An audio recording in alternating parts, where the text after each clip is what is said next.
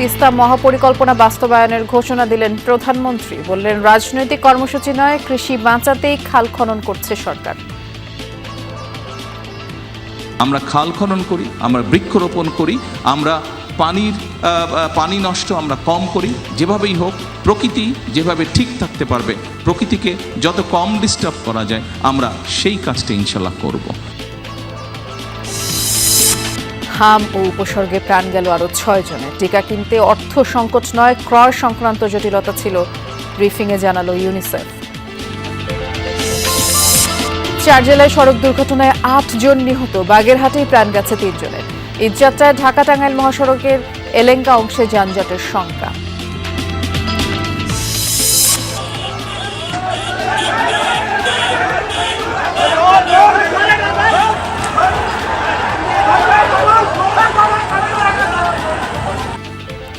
নেত্রকোনার পূর্বধলায় হাট ইজারা নিয়ে বিএনপি জামায়াত সংঘর্ষ। মানিকগঞ্জের সিঙ্গাইরে টেন্ডার প্রক্রিয়া ভেস্তে যাওয়ায় মোটা অঙ্কের রাজস্ব হারানোর শঙ্কা।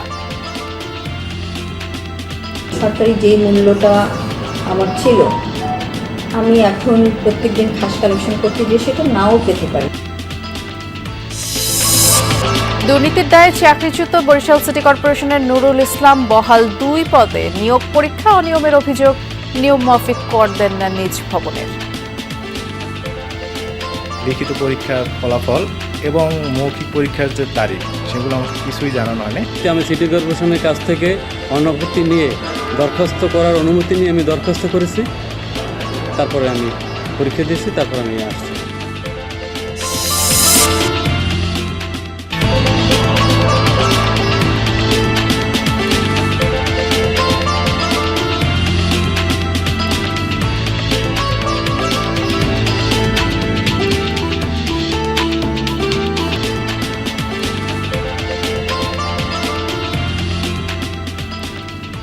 শুভেচ্ছা। বিরতিহীন সংবাদ সেরা দেশে আমন্ত্রণ জানাচ্ছি সবাইকে। নুসরাত বৃষ্টির সাথে আছি। শিরোনামগুলো শুনছিলেন। পদ্মা ব্যারেজের পাশাপাশি তিস্তা মহাপরিকল্পনা বাস্তবায়নের ঘোষণা দিলেন প্রধানমন্ত্রী তারেক রহমান। বলেছেন, অন্যরা রাজনৈতিক বড় বড় কথা বললেও বিএনপি শুধু কাজের কাজ করে। গাজীপুরের জাতীয় দুর্যোগ ব্যবস্থাপনা গবেষণা প্রশিক্ষণ ইনস্টিটিউট ভবনের ভিত্তিপ্রস্তর স্থাপন করেন প্রধানমন্ত্রী। পরে সুধী সমাবেশে বলেন, রাজনৈতিক কর্মসূচির অংশ হিসেবে নয়, বরং কৃষি বাঁচাতেই খাল খনন করছে সরকার। প্রাকৃতিক দুর্যোগে বছরে গড়ে অর্থনৈতিক ক্ষতি প্রায় 32,000 কোটি টাকার। পরিসংখ্যান বলছে, যা জিডিপির প্রায় 2% সমপরিমাণ। এতদিন দুর্যোগ মোকাবেলায় ছিল না কোনো গবেষণা ও প্রশিক্ষণ ইনস্টিটিউট। এবার সেই যোগের সূচনা করলেন প্রধানমন্ত্রী তারেক রহমান। গাজীপুরের টঙ্গীতে ইনস্টিটিউট ভবনের উদ্বোধন করেন সরকার প্রধান।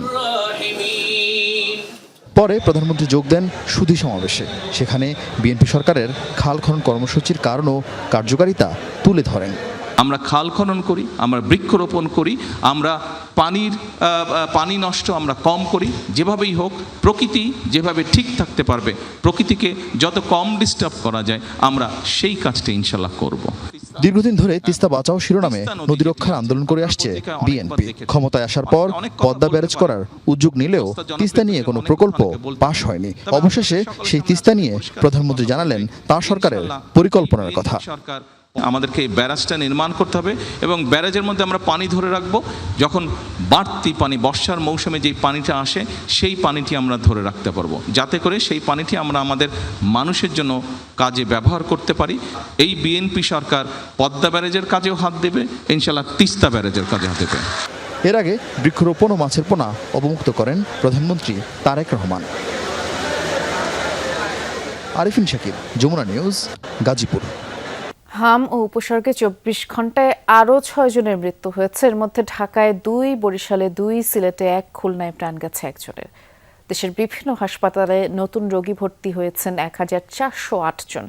এর মধ্যে বরিশাল শেরেবাংলা মেডিকেলেই ভর্তি হয়েছে 55 জন। মোট ভর্তির সংখ্যা 204। সিলেটেও রোগীর সংখ্যা বাড়ছে।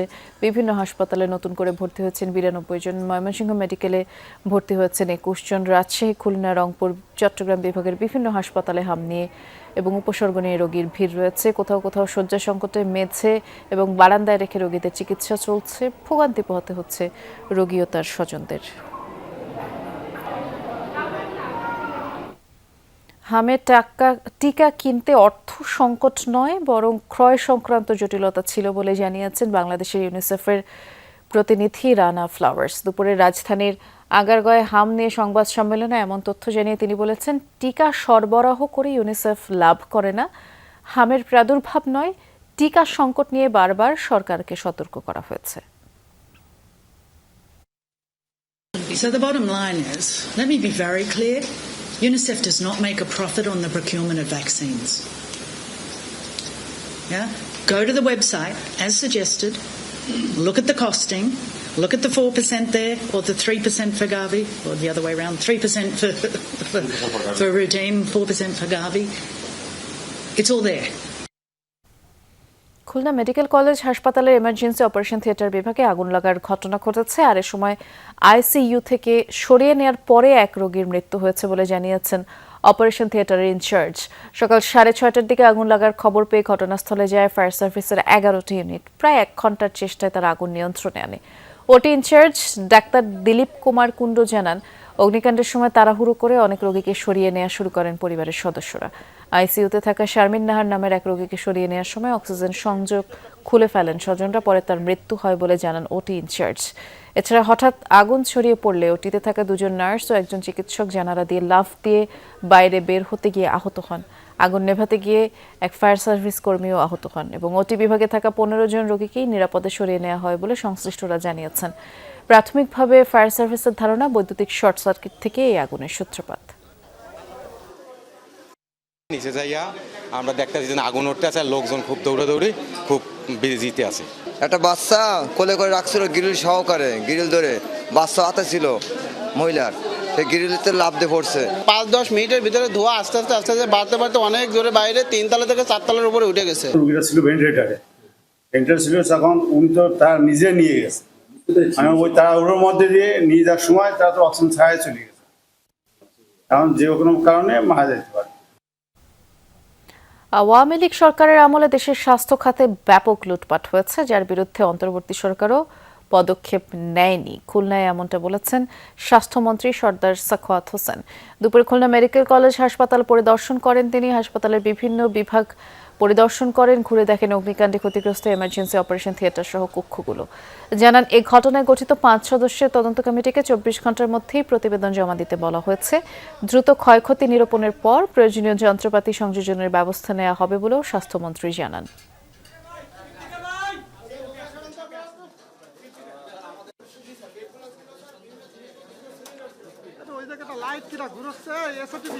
গত 17টা বছর কিচ্ছু কিনা হয়নি, লুটপাট করা হয়েছে। ফ্যাসিস্ট সরকার এবং তত্ত্বাবধায়ক সরকার কোনো খেয়াল করেনি। আগামী অর্থ বছরে আমরা আমাদের এই সম্পদের ভিতর থেকে যতটুকুন পর্যন্ত সমৃদ্ধ করতে পারি, যত মেশিন দিতে পারি, এর ভিতরে আমরা ইনশাল্লাহ দিয়ে যাব। 1971 সালে দেশের স্বাধীনতা বিরোধিতার পাশাপাশি মুক্তিযোদ্ধাদের হত্যা করেছিল জামায়াত, এ কারণে তাদের কখনো ক্ষমতায় আনবে না দেশের মানুষ, এমনটা বলেছেন এলজিআরডি মন্ত্রী ও বিএনপি মহাসচিব মির্জা ফখরুল ইসলাম আলমগীর।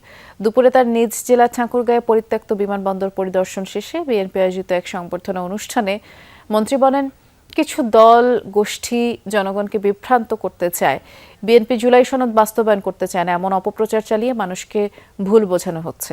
অথচ জুলাইয়ের প্রতিটি শর্তই পালন করছে বিএনপি, আর যে বিষয়গুলো সম্ভব নয় তখন সেগুলো নোট অফ ডিসেন্ট দেয়া হয়েছিল। এছাড়া তিনি বলেন, একটি উদারপন্থী দল হওয়ায় হিন্দু, মুসলিম, বৌদ্ধ, খ্রিস্টান সহ সব ধর্মের মানুষকে নিয়ে একসাথে এগিয়ে যেতে চায় বিএনপি। এই দেশের মানুষ জামাতকে ক্ষমতায় আনবে না, খুব পরিষ্কার কথা। কেন? এই জামাত ইসলাম 1971 সালে আমার স্বাধীনতার বিরোধিতা করেছিল, আমাদের যারা যোদ্ধা ছিল, মুক্তিযোদ্ধা ছিল, তাদেরকে হত্যা করেছিল, আমাদের মা বোনদের সংগ্রাম বিনষ্ট করেছিল। 4 জেলায় সড়ক দুর্ঘটনায় 8 জনের মৃত্যু হয়েছে, এর মধ্যে বাগেরহাটের মোংলাতেই 3 জন মারা গেছেন। সকালে খুলনা মোংলা মহাসড়কের বালিঘাটায় ট্রাক চাপায় মোটরসাইকেলে 3 আরোহী নিহত হন। পুলিশ জানায়, একটি মোটরসাইকেলে 3 আরোহী খুলনার দিকে যাচ্ছিলেন। ভট্ট বালিয়াঘাটা এলাকায় পৌঁছালে বিপরীত দিক থেকে আসা মোংলাগামী একটি ট্রাক তাদেরকে চাপা দিলে ঘটনাস্থলেই মোটরসাইকেল চালক আব্দুল কাদেরের মৃত্যু হয়। অন্য 2 জনকে মুমূর্ষু অবস্থায় হাসপাতালে নেওয়ার পরে তাদেরও মৃত্যু হয়। এদিকে সুনামগঞ্জে বাস লেগুনা সংঘর্ষে 2 জন মারা গেছেন। এছাড়া ঠাকুরগাঁও টাঙ্গাইলে সড়কে আরও 2 জনের প্রাণ গেছে। মোটরসাইকেলটা ছিল খুলনাগামী, মোংলা থেকে আসতেছিল এবং ট্রাকটা কাটাখালী থেকে মোংলাতে যাইতেছিল। এই জায়গায় ওভারটেকিং করার সময় অ্যাক্সিডেন্টটা হয়েছে ভট্টা স্ট্যান্ড। ঈদ সামনে রেখে ঢাকা টাঙ্গাইল যমুনা সেতু মহাসড়কের এলেঙ্গা অংশে যানজটে ভোগান্তির শঙ্কা বাড়ছে। সড়ক ও ফ্লাইওভার নির্মাণ কাজে সড়ক সংকুচিত হয়ে পড়ায় ধীর গতিতে চলতে বাধ্য হচ্ছে যানবাহন। এতে করে যানজটের দুর্ভোগের উদ্বেগ বাড়ছে। ঈদের আগেই এ বিষয়ে প্রয়োজনীয় পদক্ষেপ নেওয়ার দাবি যাত্রী চালকদের। গাজীপুরের ভোগড়া থেকে টাঙ্গাইলের এলেঙ্গা পর্যন্ত ৬০ কিলোমিটার পথ। ৪ লেনের এই মহাসড়কে দুরন্ত গতিতে ছুটছে যানবাহন। তবে এলেঙ্গার পর থেকেই পাল্টে যায় চিত্র। মহাসড়কের এ অংশে ফ্লাইওভারের কাজ চলমান থাকায় সংকুচিত হয়ে পড়েছে রাস্তা, ফলে প্রতিনিয়তই লেগে আছে গাড়ির জট।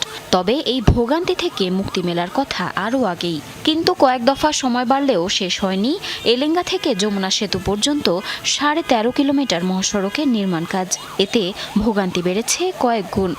এই দিক দিয়ে আপনার গাড়ি যাইতেছে 3 লেনে, 2 লেনে গাড়ি টানতেছে ৮০, ৯০, ১০০, ওইখানে যায় লাইন হয়ে যেতেছে একটা। রুট গেলে আপনি এলেঙ্গা যেমন কাজ করতেছে এগুলা লাইন ক্লিয়ার করে দিলে মোটামুটি আপনার যানটা ক্লিয়ার হয়ে যাবে। দেখা যায় যে যেখানে হচ্ছে ৮ ঘন্টার রাস্তা ঢাকা থেকে যাইতে, সেখানে দেখা যায় যে হচ্ছে 16 ঘন্টা লাগে যাচ্ছে, 20 ঘন্টা লাগে যাচ্ছে। পরিবহন চালকরা বলছেন, ঠিকাদারি প্রতিষ্ঠানের গাফিলতিতে তাদের এ দুর্ভোগ পোহাতে হচ্ছে। ঈদের সময় যানবাহনের চাপ কয়েক গুণ বেড়ে গেলে তীব্র যানজটের আশঙ্কা পরিবহন চালক ও যাত্রীদের। এই এলাকায় যাম, আপনার আড়ভাঙ্গা গোড়া এদিক দিয়ে যাম। ভোগান্তি তো মানুষের হবেই, ভোগান্তি হবে না? যানজট হলে তো অবশ্যই হবে ভোগান্তি। চলতি বছর ডিসেম্বরের মধ্যে কাজ শেষ হবে বলে জানালেন সেতু বিভাগের এই কর্মকর্তা। পাশাপাশি মহাসড়কে যানজট নিরসনে প্রয়োজনীয় পদক্ষেপ নেওয়া হচ্ছে বলেও দাবি তার। সার্বিকভাবে এবার ঈদে দেখা যাচ্ছে বর্ষাকাল থাকার কারণে বৃষ্টি হওয়ার একটা সম্ভাবনা আছে। এই জন্য আমরা এবার এক্সট্রা কিছু পদক্ষেপ নিচ্ছি, যে রাস্তাগুলো মেরামত করা এবং যাতে দ্রুত মেরামত করতে পারি। ঘরমুখো মানুষের ভোগান্তি লাঘব ও ঈদযাত্রা নির্বিঘ্ন রাখতে মহাসড়কের ৬৫ কিলোমিটার এলাকায় ৮ শতাধিক পুলিশ সদস্য দায়িত্ব পালন করবে বলে জানান পুলিশ সুপার। আমাদের প্রায় ৬০টা পয়েন্টে আমরা পিকেট ডিউটি রয়েছে, হুন্ডা মোবাইল থাকবে ৩০টা, এবং এই ৬৫ কিলোমিটারকে আমরা ৫টা সেক্টরে ভাগ করেছি, এবং প্রত্যেকটা সেক্টরে ইনচার্জ থাকবে একজন এএসপি অথবা এডিশনাল এসপি। এটা আমরা ৩টা পালাক্রমে ২৪ ঘন্টায় তারা ডিউটি করবে। স্বাভাবিক সময়ে যমুনা সেতুতে ২৪ ঘন্টায় ১৮ থেকে ২০ হাজার যানবাহন পারাপার হলেও বিভিন্ন উৎসবে তা ৫০,০০০ ছাড়িয়ে যাওয়ার রেকর্ড রয়েছে। জারিন অর্নি, যমুনা নিউজ। সৈয়দপুর বিমানবন্দরকে আন্তর্জাতিক করার বিবেচনা করছে সরকার, এমনটা জানিয়েছেন বেসামরিক ও পর্যটন মন্ত্রী আফরোজা খানম রীতা। সকালে সৈয়দপুর বিমানবন্দরে গিয়ে মন্ত্রী বলেছেন, উত্তরাঞ্চলের প্রবেশদ্বার এবং শিল্প বাণিজ্যে সমৃদ্ধ হওয়ায় সৈয়দপুর বিমানবন্দরকে সরকার বিশেষ বিবেচনায় রেখেছে, যেখানে দেশ ও জনগণের স্বার্থকে অগ্রাধিকার দেওয়া হবে। যাত্রী সেবা বেশি থাকবে বলেও জানান তিনি। এছাড়া প্রধানমন্ত্রী যেসব এলাকায় এয়ারপোর্ট দেওয়ার প্রতিশ্রুতি দিয়েছেন তা পর্যায়ক্রমে করা হবে বলেও আশ্বাস দেন মন্ত্রী।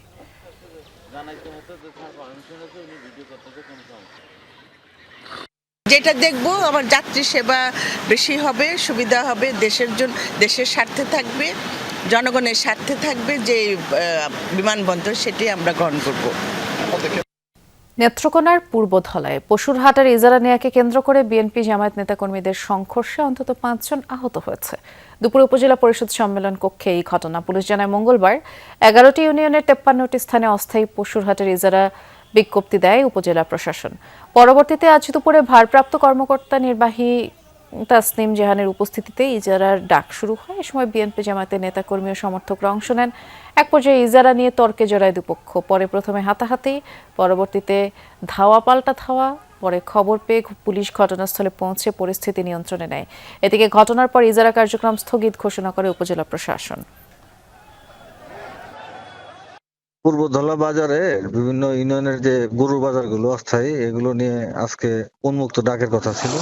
এই ডাক যখন শুরু হবে তখন দুই পক্ষের লোকজন এখন উপস্থিত হয় এবং কথা কাটাকাটি এক পর্যায়ে একটু উত্তেজনা সৃষ্টি হয়। পরবর্তীতে এরা বাইরে যখন চলে যায়, বাইরে চলে যাওয়ার পর ওখানে একটু হালকা ধাওয়া পাল্টা ধাওয়ার ঘটনা ঘটে। কুরবানির ঈদ সামনে এলেই পশুর হাট ইজারা নিয়ে প্রতিযোগিতা শুরু হয়, অথচ মানিকগঞ্জের সিঙ্গাইরে উল্টো চিত্র ঘটেছে। 4টি পশুর হাটের শিডিউল বিক্রি হলেও একটিরও দরপত্র জমা পড়েনি, যার ফলে ইজারা প্রক্রিয়া ভেস্তে গিয়ে শুরু হয়েছে খাস কালেকশন। এতে করে সরকারের কয়েক কোটি টাকা রাজস্ব হারানোর শঙ্কা দেখা দিয়েছে। আর এই প্রক্রিয়া ঘিরেই প্রভাবশালী চক্রের হস্তক্ষেপের অভিযোগ উঠেছে।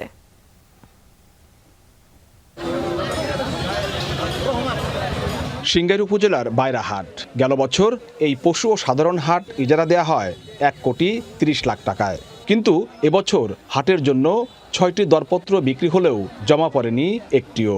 ফলে প্রশাসন শুরু করেছে খাস কালেকশন প্রক্রিয়া। না, আপনারা কালেকশন করতেছেন না, মানে এটা কিভাবে?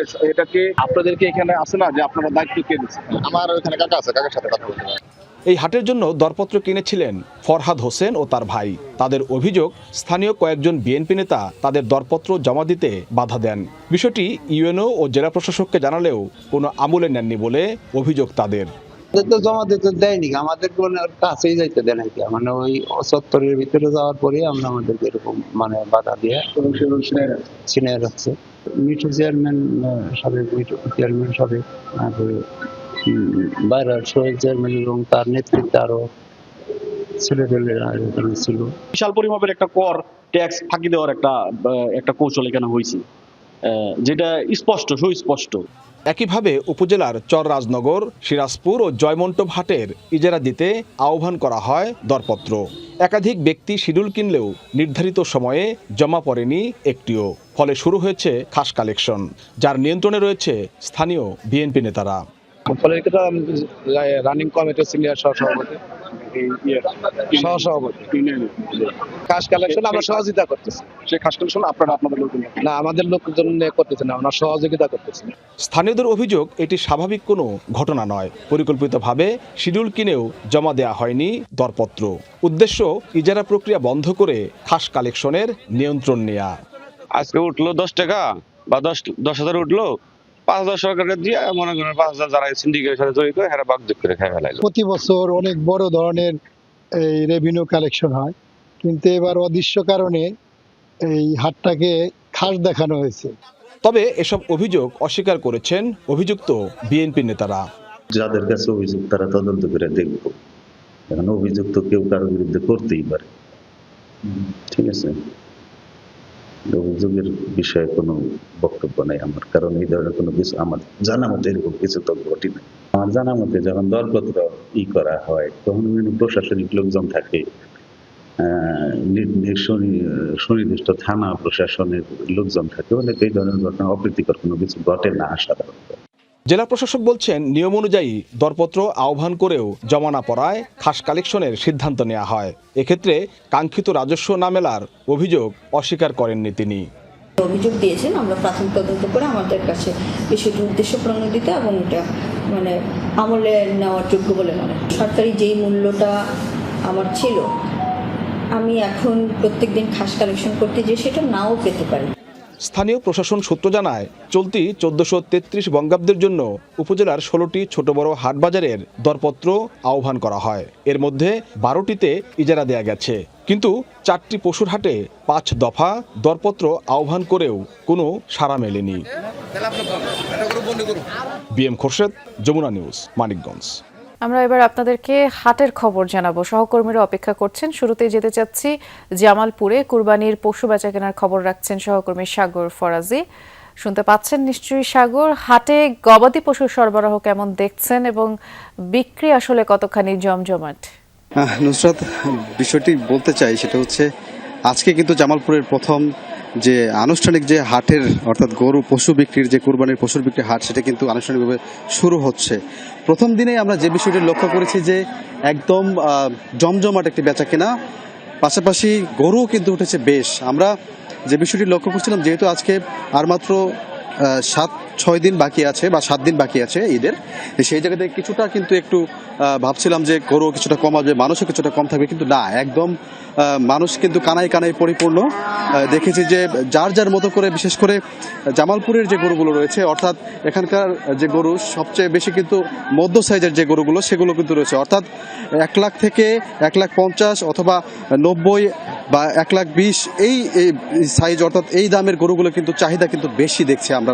বিশেষ করে আমরা আমরা কয়েকজন ক্রেতা এবং বিক্রেতার সাথে কথা বলেছি, পাইকাররা এখন রয়েছে তাদের সাথে কথা বলেছি। তারা বলছেন যে এই গরুগুলো আসলে যেভাবে বাড়িতে বা যে গেরস্থরা যারা গরুগুলোকে লালন পালন করে থাকে তারা কিন্তু সরাসরি এখন এই বাজারে নিয়েছেন। আমি এখন রয়েছি জামালপুরের যে ঐতিহ্যবাহী হাজিপুর যে হাট, গরুর যে বাজার, সেই হাটে কিন্তু আমরা এখন এসেছি। আমরা শুধু যে গরু দেখেছি ব্যাপারটা এমন নয়, এর পাশাপাশি দেখেছি ছাগলের হাটে দেখেছি, মহিষ দেখেছি, সব মিলে কিন্তু বলা চলে এখন গরুর বাজার কিন্তু একদম জমজমাট বেচাকেনা চলছে। আগামী 7 দিন কিন্তু এই হাট চলমান থাকবে। বিস্তারিত জানাচ্ছিলেন, ধন্যবাদ আপনাকে। এবারে আমরা যাব নওগাঁয়। সহকর্মী শফিক ছোটন অপেক্ষা করছেন। আপনি যে হাটে আছেন ছোটন, এখানে তো খুব সম্ভবত আপনি এর আগেও যুক্ত হয়েছিলেন এবং যেমন চিত্র দেখাচ্ছিলেন যে হাট বেশ জমজমাট, প্রচুর পশু বেচাকেনা হবে বলে আশা করা হচ্ছে। এখন যেহেতু বেলা গড়িয়ে বিকেল, এখনকার চিত্র কেমন দেখছেন?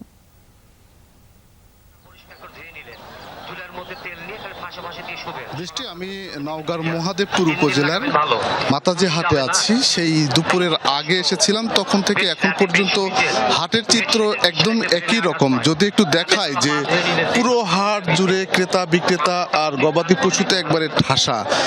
ক্রেতা বিক্রেতারা নানা জায়গা থেকে এসেছেন, যারা খামারি, পারিবারিক খামারে কিংবা বাণিজ্যিক খামারে পশু পালন করেছেন এই কুরবানি ঈদ উপলক্ষে, এবং একই সাথে যারা কুরবানি দিবেন এবং দেশের নানা প্রান্তের ব্যাপারী এসেছেন এখান থেকে পশু সংগ্রহ করার জন্য। সব মিলিয়ে আজকের হাটটা আসলে একেবারেই জমজমাট। ঈদের আগে যেমনটি আমরা হাটের চিত্র দেখি ঠিক সেরকমই আমরা দেখছি। তবে দুপুরের পর থেকে বেচাকেনা শুরু হলেও ক্রেতারা বেশ সন্তুষ্টি প্রকাশ করেছেন, কিন্তু বিপরীতে বিক্রেতারা অনেকটা অসন্তোষ প্রকাশ করেছেন। তারা বলছেন যে সরবরাহ বাড়ার কারণে অথবা সরবরাহ বেশি থাকার কারণে দাম কিছুটা কম হাঁকা হচ্ছে, অর্থাৎ দাম উঠছে না। পশুপালনের যে খাবারের দাম বেশি এবং পশুপালন করতে যে খরচ হয়েছে সেই খরচের তুলনায় দাম উঠছে না, এমনটি কিন্তু বিক্রেতারা যারা খামারি তারা অভিযোগ করছেন। বিপরীতে ঢাকা, চট্টগ্রাম, সিলেটের ব্যাপারেও কিছুটা কম আজকের হাটে আমরা দেখছি। কেননা নওগাঁর যে অন্যান্য হাটগুলো, বড় হাটগুলো রয়েছে, সেই হাটগুলোতে যে পরিমাণ ব্যাপারী আসে আজকের হাটে সেই পরিমাণ ব্যাপারী আমরা দেখছি না, যার কারণে ষাঁড় গরুর চাহিদাও আজকের হাটে কিছুটা কম। বিশেষ করে বড় ষাঁড় গরু অনেকটাই কম চাহিদা। যারা বড় ষাঁড় হাটে তুলেছেন তারা বলছেন যে এবার অনেক লোকসানেই বিক্রি করতে হচ্ছে। 10 থেকে 15,000, কখনো কখনো 20,000 টাকা পর্যন্ত বড় গরুতে লোকসান খাচ্ছেন স্থানীয় যারা ব্যাপারী আছেন তারা। আর খামারিরাও বেশ হতাশায় পড়েছেন, এমনটি আমরা আজকের চিত্রে দেখছি। বিকেলে জমজমাট বেচাকেনা হয় এই হাটে, আজকেও ঠিক জমজমাটই অবস্থা, তবে বেচাকেনাটা কিছুটা ঢিল মনে হচ্ছে। এই অবস্থায় আমরা দেখছি। বিশেষ করে যে ব্যাপারীরা আসেন তারা না আসার কারণে আসলে হাটের অবস্থাটা একটু ভিন্ন রকম অন্য দিনের হাটের চাইতে। আরেকটি বিষয় বলে রাখি, সেটি হচ্ছে যে এই হাট ছাড়া, অর্থাৎ এই মাতাজি হাট ছাড়া নওগাঁয় আরো বেশ কয়েকটি হাট রয়েছে। ঈদের আগে সব হাটের চিত্রই কিন্তু এরকম জমজমাট অবস্থা তৈরি হবে আমরা আশা করি। বিশেষ করে শুক্রবারে মান্দার চৌবাড়িয়া হাট, দিঘির হাট এবং আবাদপুকুরের হাট রয়েছে, সেই হাটগুলোতেও কিন্তু জমজমাট বেচাকেনা হবে এমনটি আশা করা হচ্ছে। আরেকটি বিষয় বলে রাখি একেবারেই শেষ প্রান্তে, সেটি হচ্ছে যে ক্রেতা বিক্রেতারা একটি আবেদন করেছেন সরকারের কাছে, সেটি হচ্ছে কখনোই যেন কোনো সিদ্ধান্ত না নেওয়া হয়, যেন বাইরে থেকে কোনো পশু আমদানি না করা হয়, এমনটি কিন্তু খামারি এবং ব্যাপারীদের কাছ থেকে একটা দাবি তুলে ধরা হচ্ছে। আমাদেরকে বিস্তারিত করে এই হাটের চিত্র দেখাচ্ছিলেন, ধন্যবাদ ছোটন। দুর্নীতির দায়ে চাকরি থেকে বরখাস্ত হয়েছিলেন, দুদকের নজরদারির পরেও থেমে নেই বরিশাল সিটি কর্পোরেশনের চিফ অ্যাসেসর নুরুল ইসলাম। কর ধার্য শাখার প্রধান হয়েও নিজ মালিকানাধীন ভবনের কর দিচ্ছেন নামমাত্র। চিফ অ্যাসেসর পদের নিয়োগ পাওয়া নিয়েও গুরুতর অভিযোগ রয়েছে। আর এ বিষয়ে তদন্ত করে প্রয়োজনীয় ব্যবস্থা গ্রহণের আশ্বাস দিয়েছেন বর্তমান প্রশাসক। এই বাড়ির মালিক বরিশাল সিটি কর্পোরেশনের কর ধার্য শাখার প্রধান নুরুল ইসলাম। দোতলা এই ভবনের বিপরীতে বছরে কর দেন মাত্র 400 টাকা। নুরুল ইসলামকে চিফ অ্যাসেসরের চেয়ারে বসাতেও কম নাটকীয়তা হয়নি। 44 বছর বয়সী এই অস্থায়ী কর্মকর্তা সিটি কর্পোরেশনের চিফ অ্যাসেসর পদে বিভাগীয় প্রার্থী ছিলেন। গেল বছরের 8 নভেম্বর অনুষ্ঠিত লিখিত পরীক্ষায় চতুর্থ হন তিনি। তড়িঘড়ি করে পরদিনই হয় মৌখিক পরীক্ষা। যারা নিজস্ব স্টাফ তাদের বয়সে একটা শিথিল করা আছে, যে তাদের ক্ষেত্রে বয়স সীমা শিথিলযোগ্য। 5 জন পর্যন্ত আমরা ফাইনালে টিকাই ভাইবার জন্য। 5 জনের ভিতরে যে ফার্স্ট সেকেন্ড এরা দেখলাম পরীক্ষা না দিয়ে ঢাকা চলে গেছে, আসেনি, অ্যাবসেন্ট ছিল। 55 নম্বর পেয়ে লিখিত পরীক্ষায় প্রথম হন মিথুন সাহা। অভিযোগ, মৌখিক পরীক্ষার দিনক্ষণ ও লিখিত পরীক্ষার ফলাফল কিছুই জানানো হয়নি তাকে। তার অভিযোগ 50.5 নম্বর পাওয়া নুরুল ইসলামকে সুবিধা দিতেই 24 ঘন্টার ব্যবধানে লিখিত, মৌখিক পরীক্ষা এবং ফলাফল প্রকাশ করে নিয়োগ কমিটি। লিখিত পরীক্ষার ফলাফল এবং মৌখিক পরীক্ষার যে তারিখ সেগুলো আমাকে কিছুই জানানো হয়নি, কিন্তু আমি 15 দিন পরে বরিশাল ফিরে এসে জানতে পারলাম যে আমি লিখিত পরীক্ষায় প্রথম হয়েছি। অভিযোগ আছে দ্বিতীয় স্থান অধিকারী আবু সাইদকেও মৌখিক পরীক্ষায় অনুপস্থিত দেখানো হয়। লিখিত পরীক্ষায় 51 নম্বর পেয়ে তৃতীয় স্থানে থাকা সোয়াইবুল ইসলামকে মৌখিক পরীক্ষায় দেয়া হয় 6 নম্বর, আর নুরুল ইসলাম পায় 8 নম্বর। এছাড়া বরিশাল বিশ্ববিদ্যালয়ের সাবেক শিক্ষার্থী মাইদুল ইসলামকে লিখিত পরীক্ষায় দেয়া হয়েছে 0। অভিযোগ আছে নুরুল ইসলামকে চিফ অ্যাসেসর পদে নিয়োগ দিতে মরিয়া ছিলেন তৎকালীন প্রশাসক রায়হান কাউসার। তারই পরিকল্পনায় পুরো নিয়োগ প্রক্রিয়া বাস্তবায়ন করেছেন অধীনস্থরা। এমনকি বরিশাল সিটি কর্পোরেশনে বাজার কর্মকর্তা নামে কোনো পদ না থাকলেও নুরুল ইসলামকে সেই পদে দায়িত্ব দিয়েছিলেন রায়হান কাউসার। এর আগে 2020 সালে দুর্নীতির দায়ে চাকরিচ্যুত করা হয়েছিল তৎকালীন বাজার সুপারিনটেন্ডেন্ট নুরুল ইসলামকে। 2024 সালে তাকে আবার চাকরিতে বহাল করেন তৎকালীন মেয়র খোকন শ্রেণিয়াবাদ। কর্মক্ষেত্রে টানা 4 বছর অনুপস্থিত থাকার পরেও অবৈধভাবে তাকে ওই সময়ের এসিআর দিয়েছে সিটি কর্পোরেশন কর্তৃপক্ষ। পরবর্তীতে যখন সে আবার যোগদান করে, যোগদানের ওখানে একটা কথা উল্লেখ ছিল যে তার অনুপস্থিতকালীন সময়টা কর্মকাল হিসেবে গণ্য হবে।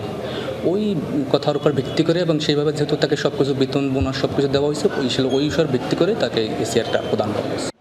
নুরুল ইসলামের দাবি, চিফ অ্যাসেসর পদে নিয়োগ বরখাস্তকালীন 4 বছরের এসিআর সবকিছুই পেয়েছেন নিয়োগ মাফিক।